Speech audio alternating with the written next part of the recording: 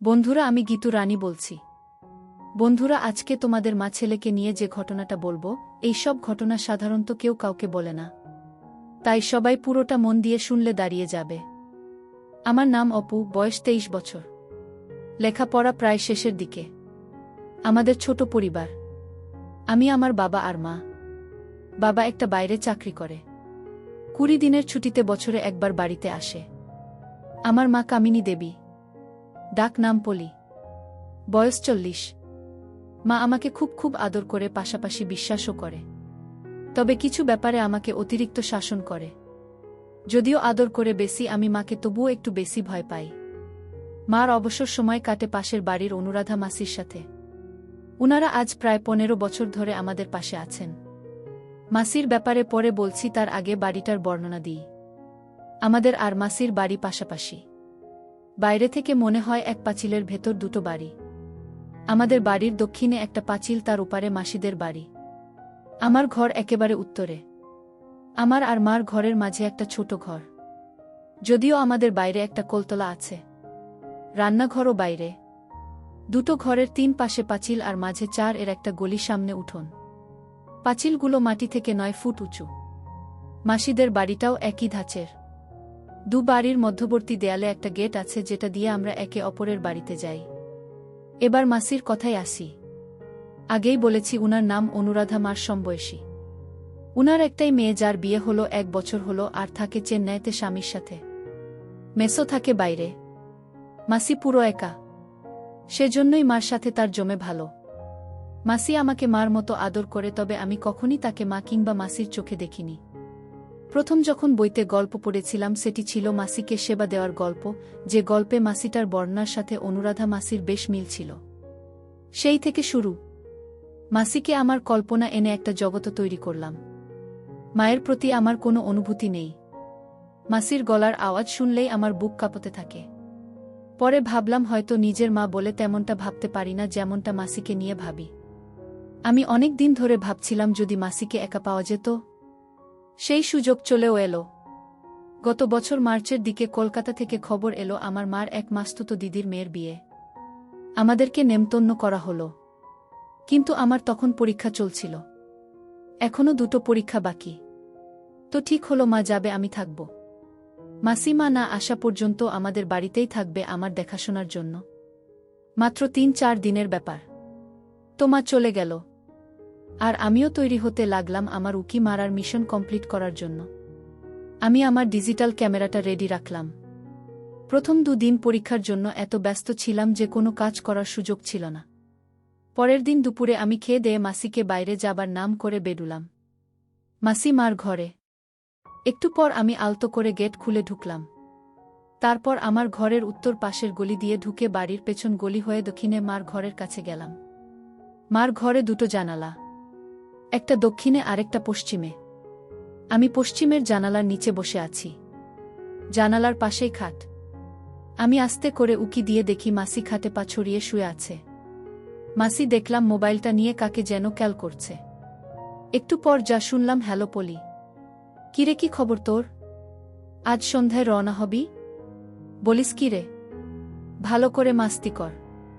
আর হ্যাঁ শোন, কাল আসার পথে একটা অলিভ অয়েলের কৌটো আর 6-7 প্যাকেট মোজা নিয়ে আসিস। আমার আর কি খবর বল? তুই নেই, আর তার ফলে দেহটা একেবারে চুপসে গেছে রে। তাড়াতাড়ি আয়। ওকে, বাই। মাসির এ কথা শুনে আমি আর কি উকি মারব, আমার মাথা বনবন করে ঘুরতে লাগল। আমি এমন একটা নিরাপদ জায়গা খুঁজতে লাগলাম, যেখান থেকে খুব নিরাপদে মার ঘরে উকি মারা যাবে। ভাবতে ভাবতে পেয়েও গেলাম। বাচ্চাঘরের উপর কিছু খালি জায়গা আছে। ওখানে উঠে হার্ডবোর্ড টেনে দিলে বাহির থেকে কেউ বুঝতেই পারবে না আমি এর ভেতর আছি। আর ভেন্টিলেটর দিয়ে মার ঘরটাও পুরো দেখতে পারব। পশ্চিমে আরেকটা ভেন্টিলেটর আছে, যেটা দিয়ে হালকা বাতাস পাওয়া যাবে, তবে গরমে বেশ কষ্ট করতে হবে। তা হোক, অন্তত আসল ঘটনাটা তো জানতে হবে। আমি এবার তৈরি হতে লাগলাম। মা আসুক, তারপর দেখি কি করা যায়। আর যদি বেশি রিস্কি হয় ব্যাপারটা, তাহলে গলির ওখান দিয়ে জানালা উকি দিতে হবে। আমি প্রস্তুত। মা আগের দিন সন্ধ্যা রওনা দিলেও পৌঁছল আজ দুপুরে। বাড়িতে ঢুকে আমাকে দেখে একটা হাসি দিল, তবে সেই হাসি দেখেই বুঝতে পারলাম যে মা আমার অনেক ক্লান্ত। মা তার ঘরে ঢুকলো, আমিও পেছন পেছন গেলাম। মা হ্যান্ডব্যাগটা বিছানা রেখে চুলের বাঁধন ছাড়তে ছাড়তে আমার টুকটাক খবরাখবর নিল। তারপর আমাকে বলল যে একটু মাসির সাথে দেখা করবে। এই বলে মাসির বাড়ির দিকে চলে গেল। আমি দৌড়ে গিয়ে বারান্দার দরজাটা লাগিয়ে মার ঘরে এসে হ্যান্ডব্যাগটা খুললাম। দেখলাম একটা ক্রিম, 6 প্যাকেট মোজা আর মার দরকারি কিছু জিনিস। এবার পাশের চেইনটা খুলতে আমি অবাক হয়ে গেলাম। আমার মাকে আমি আজ পর্যন্ত কখনো এই কাপড় না পরা অবস্থায় দেখিনি। আর উনি কিনা কলকাতা থেকে এসেছেন এটা না পরে? আমার মাথায় আরেকটা প্রশ্ন জাগল, বাসে যেখানে 4 ঘন্টা লাগে সেখানে এত দেরি হলো কেন? আমি ঠিক করলাম কোনো প্রশ্নও নয়, শুধু আড়াল থেকে দেখে যাব। আমি মার ব্যাগটা আগের মতো রেখে চলে এলাম। দুপুরে খেয়ে দেয়ে মা ঘুম দিল। আমার মার ঘুম খুবই গভীর, তাই আমি এই ফাঁকে আমার কাজ এগিয়ে নিতে চাইলাম। বাবার একটা পুরানো লুঙ্গি নিলাম, ভিডিও রেকর্ডার এর ব্যাটারি চার্জ করলাম, আর একটা খালি বোতল জোগাড় করলাম।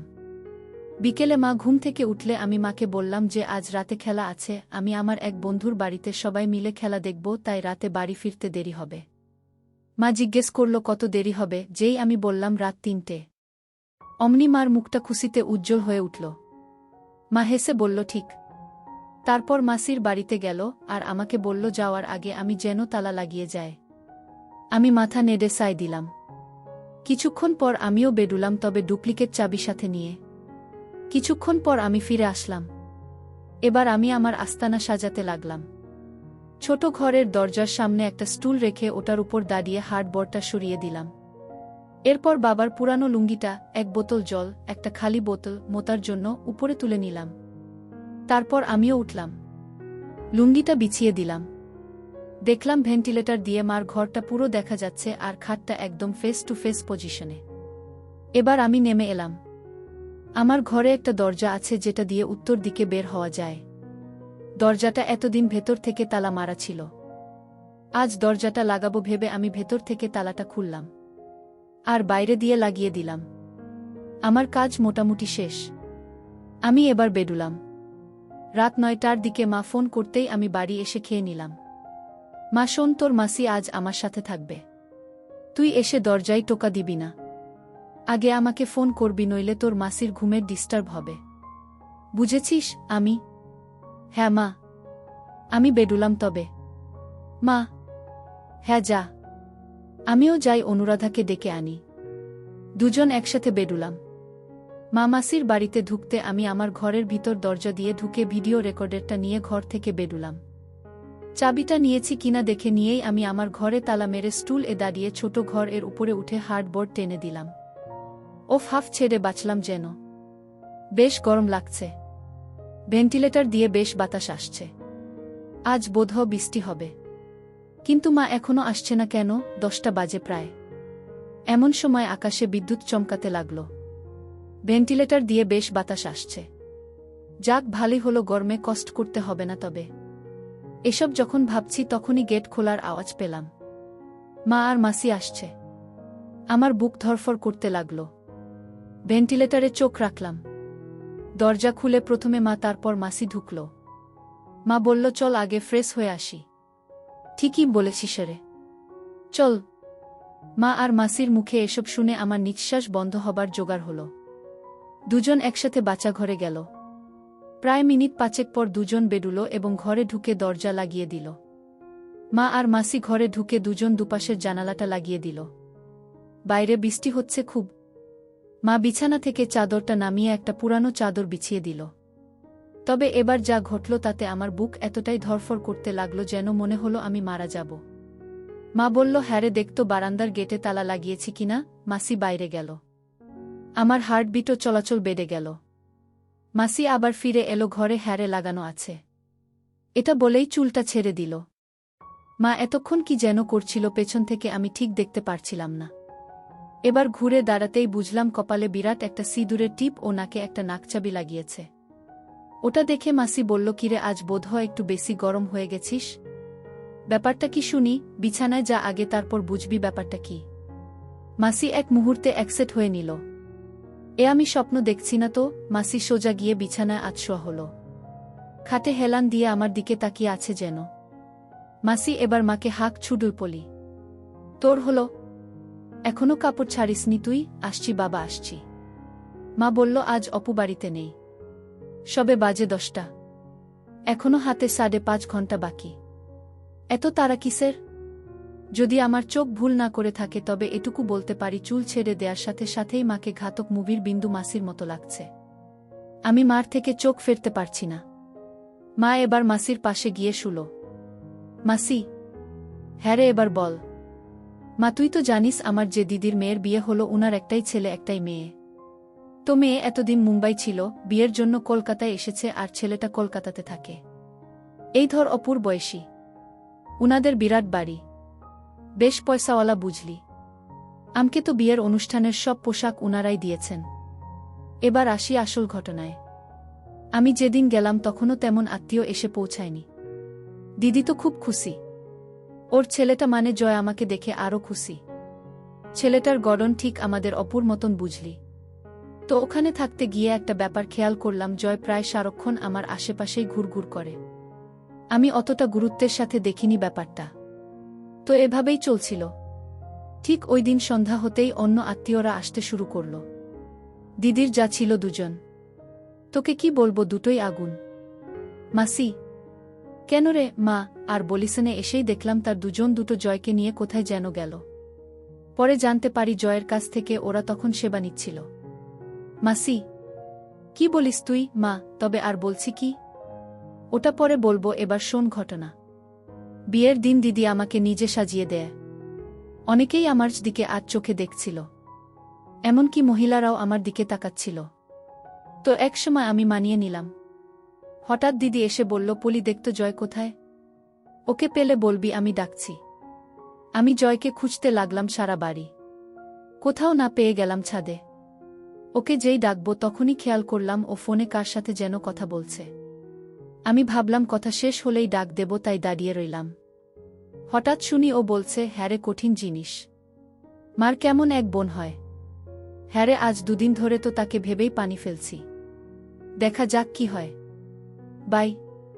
এটুকু শুনেই আমি বুঝে ফেললাম ও কার কথা বলছে। আমি এমন একটা ভাব করলাম যেন এইমাত্র এসেছি, জয় তোকে দিদি ডাকছে। জয় কিছু না বলে আমার দিকে একবার তাকিয়ে চলে গেল। আমি একলা ছাদে দাঁড়িয়ে ওর কথাগুলো ভাবতে লাগলাম।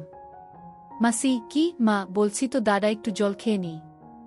মা জল খেয়ে আবার বলতে শুরু করল। আমি ভাবতে লাগলাম, তবে কি জয় আমাকে সেবা দিতে চায়? পাশাপাশি এও ভাবতে লাগলাম, স্বামী থাকে অনেক দূরে, বছরে কটা দিন আমার কপালে জোটে, তাও সেটা আমার জন্য যথেষ্ট নয়। অনেকেই তো অনেক কিছু করে বেড়ায়, কেউ জানে না বলে তারা সতী নারী হিসেবে পরিচিত হয়। তাহলে আমাকে যদি কেউ কাছে চায় তো আমি কেন সাড়া দেব না? আমারও তো একটা খিদে আছে। এটা চিন্তা করেই আমি সিদ্ধান্ত নিলাম যে জয়কে দিয়ে সেবা নিব, যেই ভাবা সেই কাজ। ততক্ষণে আমার ভেতর একটা খিদে জেগে উঠেছে। সেদিন পুরোটা সময় আমি জয়কে টিচ করেছি, ওর সামনে দুলিয়ে হেঁটেছি। আর পরের দিনগুলোতে তো বাগান দেখিয়ে দেখিয়ে ওর অবস্থা খারাপ করে দিয়েছি। তো পরদিন আমি বাড়ির উদ্দেশ্যে রওনা হব। দিদি কিছুতেই আমাকে একা ছাড়বে না, তাই বলল যে জয় আমার সাথে যাবে। তো এটা শুনে আমি একটু মজায় পেলাম। আমি বেশ ছেনালি একটা সাজ দিলাম। আমরা শেষ বিকেলে বের হলাম।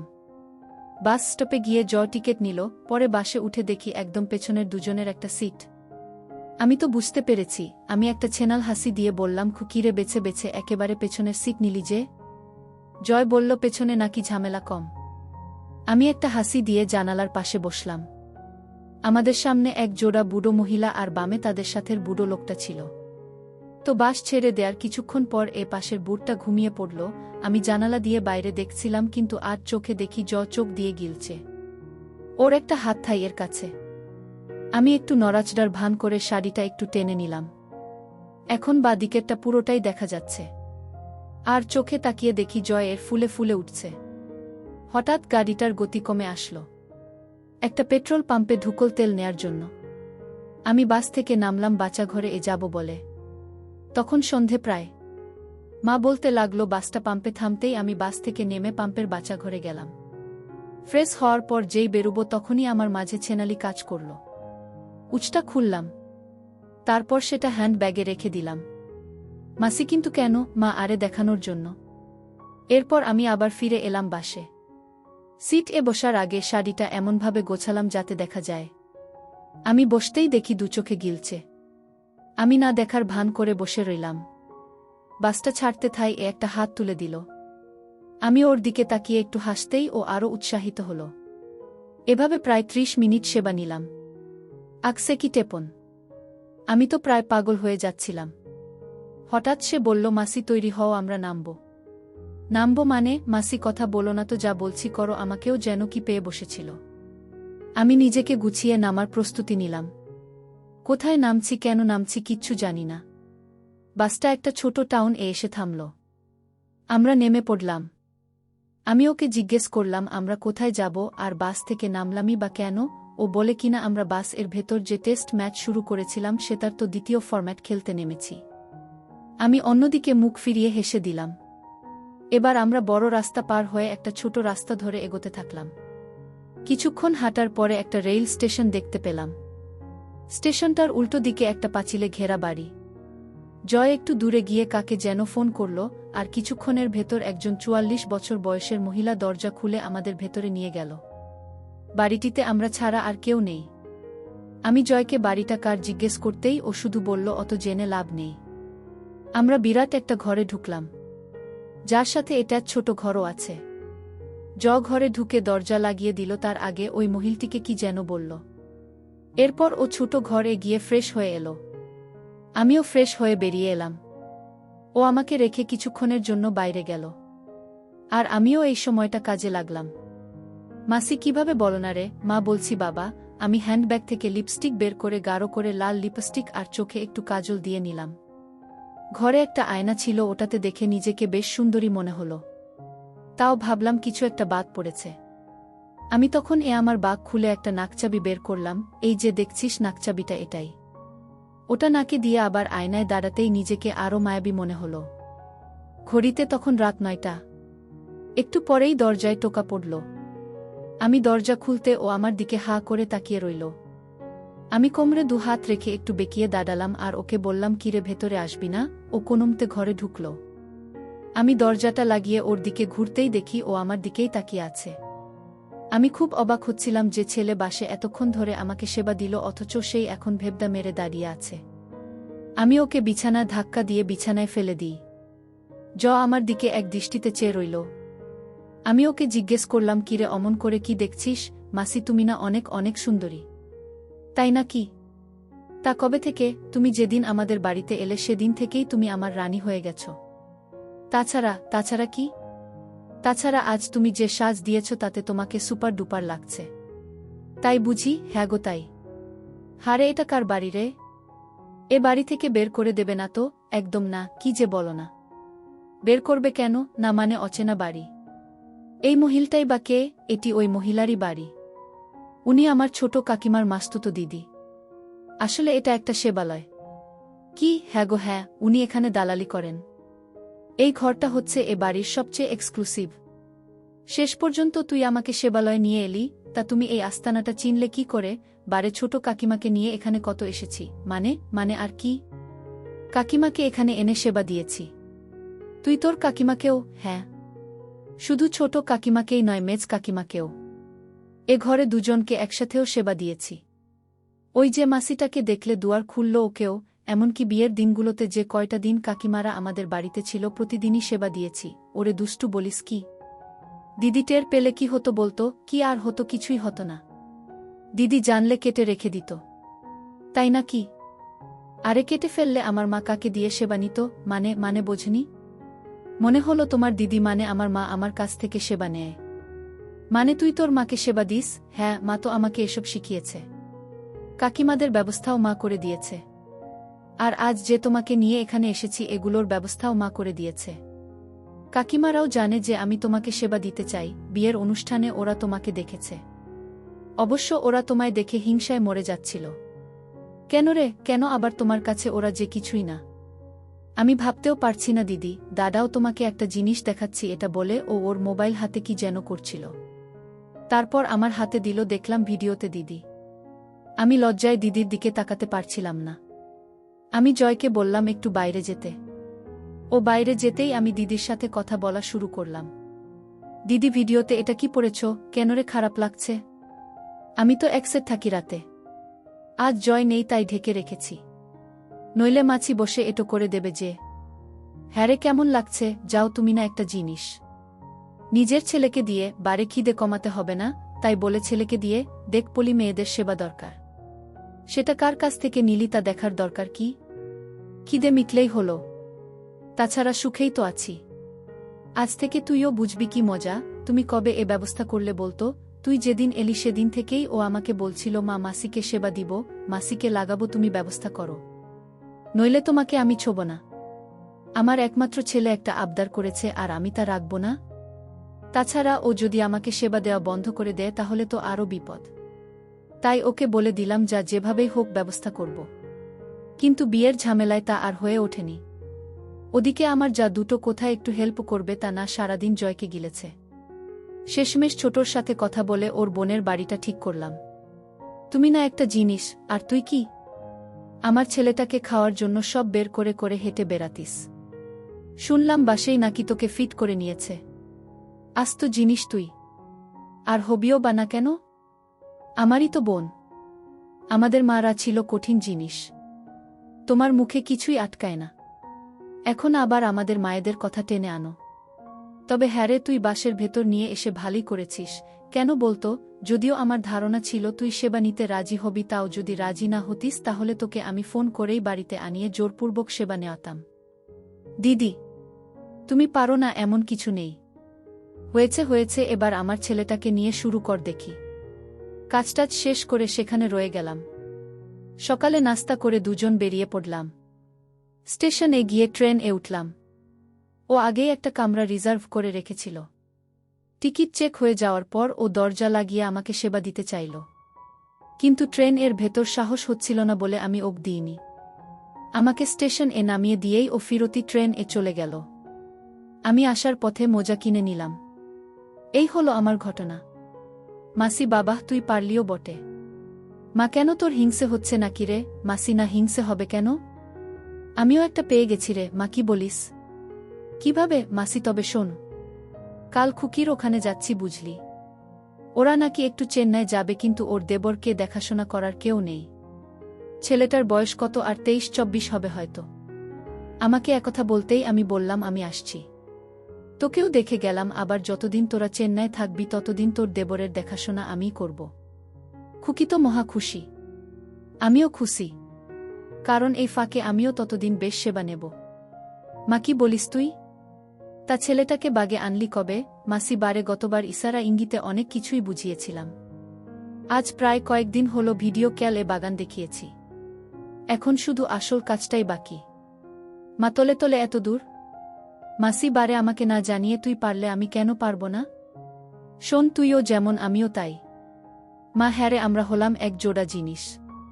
তাহলে তো আগামী কতদিন তোকে খুব মিস করব রে। কার সাথে হবে বলতো? মাসি, কেন রে, তোর স্বামীকে বলো না। মা, আমার কি আর সেই কপাল আছে? এত দূরে থাকে, আমার যে মাসে একবার সেবা নেওয়া সম্ভব না। মাসি, কোনো চিন্তা করিস নে, অল্প কটা দিনই তো, তারপর তো আমি ফিরে আসবেই। ততদিন না হয় নিজেকে ধরে রাখ। মা, তা না হয় রাখলাম, তা আজ কি করব বলতো? মাসি, আজ একটু নতুন উপায়ে হবে। আমি একটা নতুন জিনিস পেয়েছি রে। মা, কি জিনিস? মাসি একটা কৃত্রিম মেশিন বের করল। মা, এটা কিভাবে ব্যবহার করে? কোথায় পেলি? মাসি, এটা আমাকে খুকির দেবর পাঠিয়েছে। আর এটা ব্যবহার করা একদম সোজা। মা, বেশ ভালোই হবে রে। নিজেরাই নিজেদের সেবা দিব। কি বলিস? মাসি, তা তো বটেই। তবে তাই বলে বসে থাকলে চলবে না, কিন্তু সেবা নেওয়ার সুযোগ তৈরি করতে হবে। এখন চল আমরা একটু মজা করি। অনেক মজা হয়েছে, চল ফ্রেশ হই। মা, হ্যাঁ চল। মাসি, খোকা, মা ভোর রাতে ফিরবে। একসাথে বাচ্চা ঘরে অর্থাৎ নিচে গেল। দুজনেই ফ্রেশ হয়ে নিল। মা বাতি নিভিয়ে দিল। প্রায় 30 মিনিট পর আমি নেমে আমার ঘর দিয়ে বেরিয়ে মাকে ফোন করলাম যে আমি আসছি গেট খুলতে। আমি এমন একটা ভাব করলাম যেন ঘুমে কাতর। মা গেট খুলে দিতেই আমি সোজা আমার ঘরে গিয়ে শুয়ে পড়লাম। পরদিন আমি একটু দেরি করেই ঘুম থেকে উঠলাম। উঠে ফ্রেশ হয়ে রান্না ঘরে গেলাম, দেখি মা রান্না করছে। মা আমাকে দেখে একটা হাসি দিয়ে জিজ্ঞেস করল কি খাবো। আমার কেন জানি কিছু খেতে ইচ্ছে করছিল না, ভাবলাম একেবারে দুপুরে খেয়ে নেব। মাকে বলতে মাও কিছু বলল না। মাসির কথা জিজ্ঞেস করতেই মা বলল মাসি তার মেয়ের কাছে যাওয়ার জন্য সকালে বেরিয়ে গেছে। এভাবে সাদামাটা ভাবে কেটে গেল পরের 4টে দিন। আমি এর মধ্যে প্রতিদিন রাতেও মা আর মাসির রেকর্ড করা ভিডিওটা দেখে শান্ত হতাম। তবে মা যে বেশ কষ্টে আছে তা বোঝা যাচ্ছে। আগে মাসি থাকায় সময়টা বেশ কেটে যেত, এখন মার রাতগুলো ছটফট করতে করতে কেটে যায়। মাসি যাওয়ার ঠিক 6 দিনের মাথায় এক রবিবার মা বেশ ছুটাছুটি করতে লাগল। রান্না বান্না নিয়ে সকাল হতে বেশ ব্যস্ত হয়ে পড়ল। আমি মাকে জিজ্ঞেস করলাম এত আয়োজন কেন? মা জানল তার মাস্তুতো দিদি কদিন আগে যার মেয়ের বিয়েতে কলকাতা গেল উনি আসছেন। খবরটা শুনে টনটন করে উঠল, কারণ এই মাসি একটা জিনিস, মনে হচ্ছে কিছু একটা হবে। আমি জিজ্ঞেস করলাম কখন আসবে? মা জানল দুপুর 2টো নাগাদ চলে আসবে। আমি এরই মধ্যে স্নান সেরে নিলাম। মাও স্নান সেরে বেশ পরিপাটি হয়ে নিল। মাসি এলো 2টা দেশে। আমাকে দেখে মাসি বেশ অবাক হল। বারবার মাকে বলতে লাগলো তোর ছেলেটা বেশ হয়েছে। এটা বলার পর দেখলাম মা ও মাসি দুজনেই মুচকি মুচকি হাসছে। যদিও আমি ব্যাপারটা ধরতে পারলাম না, তারপরও মাসির মুখে কথাটা শুনে বেশ লাগল। মাসির নামটা বলেনি, রামা। বেশ দেখতে। খেয়ে দিয়ে মাসি আমার ঘর এলো আমার সাথে গল্প করতে। মাসি মাকে বলল একটু রেস্ট নিতে, সারাদিন অনেক কাজ করেছে বলে। মাও কথা না বাড়িয়ে আমাদেরকে রেখে ঘরে গিয়ে শুয়ে পড়ল। মাসি দরজা লাগিয়ে আমার বিছানায় উঠে বসে আমার সাথে গল্প করতে লাগল। আমার লেখা পড়ার খবরাখবর নিল। আমিও টুকটাক কিছু জিজ্ঞেস করলাম। জয়ের কথা জিজ্ঞেস করতেই মাসি জানল জয়কে মুম্বাই পাঠানো হয়েছে। ও এখন থেকে নাকি ওখানেই থাকবে। হঠাৎই মাসির প্রশ্ন অন্যদিকে মোড় নিল, মাসি কিরে অপু তোর কোনো গার্লফ্রেন্ড আছে? আমি কেন বলতো? মাসি বলো না। লজ্জা পাচ্ছিস কেন? তুই পলির সাথে এসব নিয়ে কথা বলিসনি? আমি মার সাথে। মাসি হ্যাঁ। কেন মাকে এসব বলা যায় না বুঝি? জয় তো আমার সাথে এসব বিষয়ে খুবই ফ্রি। তোর মাকে কি তুই ভয় পাস নাকি? আমি তা কিছুটা পাই। মাসি আমাকে মনের কথা বলতে পারিস, ভয় পাওয়ার কিছু নেই। বলো না তোর গার্লফ্রেন্ড আছে কিনা? আমি না নেই। মাসি ও আচ্ছা, ভালো। তা কাউকে মনে মনে পছন্দ করিস নাকি? আমি না, তেমন কোনো পছন্দ নেই। মাসি কি যে বলিস না, তোর মতো একটা ছেলের গার্লফ্রেন্ড নেই এটা কোনো কথা? কিভাবে কাটাস দিনকাল? জয় তো মেয়েদের ছাড়া থাকতেই পারে না। আমি জয়ের তো তোমার মতো একটা ফ্রেন্ডলি মা আছে, তাই ও এসব পারে। অবশ্য আমার মা যদি তোমার মতো হতো তবে আমিও পারতাম। মাসি তা কেমন মেয়ে তোর পছন্দ? আমি এই ধরো আমার চেয়ে বয়সে বড় মেয়েদেরকেই আমার বেশি পছন্দ। মাসি তোদের বয়সী ছেলেদের এই এক সমস্যা, শুধু বড় মেয়েদের দিকেই চোখ পড়ে তাদের। জয়েরও একই অবস্থা এখন দেখি তোরও। কে জানে কখন হয়তো বলে বসবি মাসি তোমাকেই আমার পছন্দ। হা হা হা। আমি সে তো কবে থেকেই আমি তোমাকে পছন্দ করি। মাসি বলিস কি? তা কবে থেকে আমাকে তোর পছন্দ? আমি একটু সাহস নিয়ে দুরু দুরু বুকে জুয়াটা খেলেই ফেললাম তামার মুখে। যেদিন তোমার অসাধারণ গুণের কথা শুনলাম সেদিন থেকেই। মাসি তা কি সেই গুণটা শুনতে পড়ি কি? আমি অবশ্যই পারো। আসলে মার কাছে তোমার আর জয়ের সম্পর্ক আর জয়ের জন্য মাকে ফিট করে দেওয়ার কথাটা শুনে আমি তোমার প্রেমে পড়ে গেছি। আমার কথাটা শুনে মাসি একটা ধাক্কা খেলেও দ্রুত সামলে নিয়ে বলল, তোর যেখানে রাগ হওয়ার কথা সেখানে তুই আমার প্রেমে পড়লি কেন বলতো? আমি বারে পৃথিবীতে কজন মা পড়ে ছেলেকে এভাবে ভালোবাসতে? তোমার এই গুণটাই আমাকে আকৃষ্ট করেছে। মাসি একটা প্রশ্ন করি? আমি জানি তুমি কি প্রশ্ন করবে। তোমাকে আমি একটা ভিডিও ফাইল দেব আমার নিজের হাতে রেকর্ড করা, ওখানেই তুমি উত্তর পেয়ে যাবে যে কিভাবে আমি এ ব্যাপারগুলো জানলাম। মাসি আমার আরেকটা প্রশ্ন ছিল রে। আমি বলো না। মাসি তুই কি পলিকে মানে তোর মাকে? বুঝতেই পারছিস আমি কি বলতে চাইছি। আমি তোমার বক্তব্যটা কি শুনি। মাসি আমি মনে করি তোদের দুজনের মধ্যে এই সম্পর্কটা হওয়া উচিত। এতে দোষের কিছু নেই। আমি সহ আমাদের গ্রুপের প্রায় 10 জন নারী তাদের ছেলের সাথে এরকম সম্পর্কে জড়িয়েছি এবং সুখেই আছে। আমি আর জয়ও বেশ আছি। তাছাড়া তোর মার পক্ষে তোর বাবাকে ছাড়া দিন কাটানো বেশ কষ্টকর। তোর নিজের ব্যাপারটা দেখ। তুই বিয়ে করতে আরও প্রায় 7 বছর। এতদিন কিভাবে থাকবি? তোর আর পলির মধ্যে যদি ব্যাপারটা ঘটে তবে তুই অনেক শান্তিতে থাকতে পারবি। তোর বিয়ের সময় আসতে আসতে তোর মাও বেশ ঠান্ডা হয়ে আসবে। তাছাড়া তোরা একে অপরকে খুব গভীরভাবে ভালোবাসতে পারবি। সবচেয়ে বড় কথা হলো এটা খুবই নিরাপদ। জানাজানি হবার ভয় নেই এতে। বুঝেছিস আমি কি বললাম? আমি সবই বুঝলাম, কিন্তু মাকে এ কথা বলা আমার পক্ষে সম্ভব নয়। মাসি, ধুর বোকা, আমি থাকতে তোর কোনো চিন্তা নেই। আমি এমনভাবে সব সাজাবো যে পলি নিজে তোর কাছে ধরা দেবে।